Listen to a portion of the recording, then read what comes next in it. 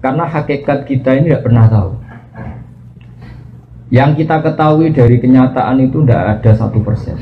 Ya Mas Arifin Saulang, yang kita tahu dari kenyataan itu tidak sampai 1%. Bisa saja orang lahir di negara Islam, di keluarga Islam, gara-gara miskin, gara-gara terlantar, malah sama Islam dendam. Ada yang lahir dari Kristen juga gara-gara trauma sama agamanya, kemudian menjadi Islam.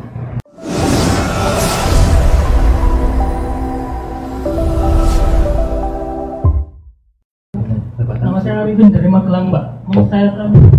Saya tuh bingung dari dulu pengen tanya, tapi syarat masuk surga itu apa harus Islam gitu, Pak? Oh iya, iman. Karena kan kalau orang Kristen, Buddha, misalnya Yahudi pun, kalau anaknya itu kan dari lahir juga suci gitu kan. Iya. Tapi orang tuanya kan ngajari yang menurut mereka benar, jadi anaknya merasa itu yang paling benar gitu. Terus ngajari anaknya lagi. Iya. Nah, terus kalau yang masuk Islam, yang masuk surga Islam saja, berarti cuma dasar bejo-bejonan gitu. Nah, saya beruntung lahir di keluarga Islam. Lah kalau saya Magelang lagi ya, Magelang. Kalau saya lahir di keluarga Buddha gitu gimana? Kan saya apes gitu. Nah, itu syaratnya itu gimana?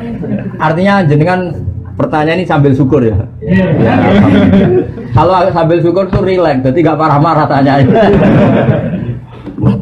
Begini ya, jadi untuk hal-hal seperti itu kita iman saja sama yang ditentukan Allah. Pokoknya yang masuk surga itu hanya yang Islam. Kemudian kita tidak usah nyoal detail-detailnya. Misalnya nyoal detail-detailnya itu, lalu bagaimana orang yang ditakdir lahir di keluarga Kristen kemudian diajarin Kristen. Karena hakikat kita ini tidak pernah tahu. Yang kita ketahui dari kenyataan itu tidak ada 1%. Ya Mas Arifin Saulang, yang kita tahu dari kenyataan itu tidak sampai 1%. Bisa saja orang lahir di negara Islam, di keluarga Islam, gara-gara miskin, gara-gara terlantar, malah sama Islam dendam. Ada yang lahir dari Kristen juga gara-gara trauma sama agamanya, kemudian menjadi Islam. Hanya anaknya orang Islam pasti Islam itu kan mainstream, anaknya Kristen pasti Kristen juga mainstream, umumnya saja. Tapi kan kita sebenarnya nggak pernah tahu. Nah dari tidak pernah tahu itu diharapkan manusia semua itu runduk sama Allah, tawadhu.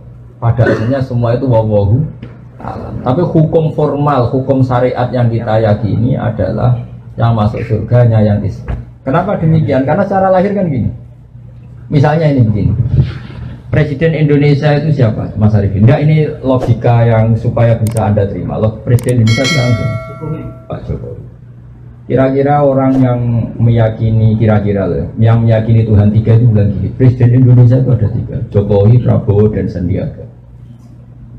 Orang yang seperti itu layak enggak dianggap sebagai warga negara yang baik? Tidak. Atau orang yang mengatakan Indonesia itu tanpa presiden, gak ada presiden, ateis berarti kan? Jadi kenapa kita mengikuti syariat yang masuk Islam hanya orang Islam, yang masuk surga hanya orang Islam? Ya kira-kira sama dengan yang layak sebagai warga Indonesia yang meyakini ya banyak presiden itu satu lah. Yang sekarang ya Pak Jokowi. Ya Tuhan itu satu, yaitu Allah Subhanahu. Jadi makanya saya bilang tadi, makanya terima kasih jenengan tanya ini sudah ada ganjil. Islam itu datang dengan kemakrufan, sesuatu yang mudah dikenal. Yang mudah dikenal apa? Yang layak jadi warga Indonesia yang yakin presiden itu satu, yaitu Pak. Lalu yang bilang presiden itu tiga, Pak Jokowi, Pak Prabowo, Pak Sandi. Jangan langsung tidak dianggap orang Indonesia, dia tetap orang Indonesia. Ya istilahnya ya ditobatkan, diberi apa? Pendidikan, diberi apa? Penjelasan. Ya di sini fungsinya Rasul. Jadi hampir nggak ada di dunia sekarang, apalagi sekarang, orang yang nggak dengar Islam. Meskipun mereka diajari dengan agama masing-masing, apalagi sekarang Nyon Sewu ada sekolah perbandingan agama, ada TV, ada medsos. Sebenarnya mereka dengar. Jadi kalau mereka bilang nggak dengar sama sekali ajaran selain yang diajarkan orang tuanya, kira-kira bohong nggak? Bohong kan? Jadi gitu aja Mas Arifin ya, jenengan harus yakin bahwa yang berhak masuk surga hanya orang Islam. Yang lain-lain detail-detailnya semua kita tidak pernah tahu. Wallahu a'lam. Tapi kita punya logikanya. Misalnya kamu punya bapak kamu namanya siapa? Bejo. Enggak pernah celoko.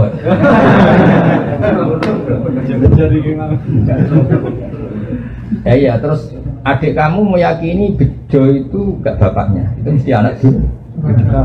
Ya kira-kira gitu. Orang yang meyakini Allah tidak Tuhan itu kan kurang ajar sekali. Apalagi yang meyakini Allah itu ada yang setingkat Allah, yaitu ini. Ada yang presiden tandingannya Pak Jokowi ini. Kan ya tidak pantas ya. Nah, gak pantas itu mungkar, sesuatu yang akal gak percaya, gak mau. Ya, jadi saya sudah kali-kali bilang ya, ciri utama agama itu apa? Membenarkan yang ma'ruf, yang mudah Yang mudah dikenali apa? Yang pikirannya benar, akidahnya benar, itu yang harus dibenarkan. Dan yang harus dibenarkan itu yang pantas masuk surga. Ya kira-kira. Ya Mas Anies ya.